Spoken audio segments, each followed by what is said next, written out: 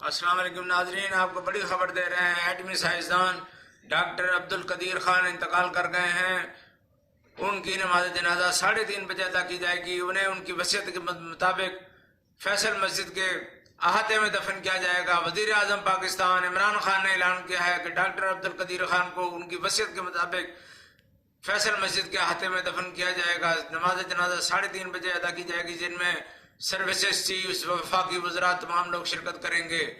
جناب علی، آپ کو ایک بڑی خبر دے رہے ہیں ناظرین، ایک بڑی خبر دے رہے ہیں کہ بہت افسوس کے ساتھ پاکستان کے ایٹمی سائنسدان ڈاکٹر قدیر خان کا انتقال ہو گیا ہے۔ انہوں نے پاکستان کی بہت خدمت کی ہے، وہ پاکستان کے لیے فخر ہیں، انہیں فخر پاکستان کہا جاتا ہے۔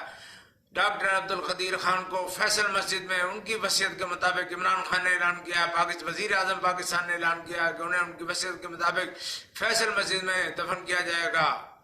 اللہ تعالیٰ مرحوم کے درجات کو بلند فرمائے۔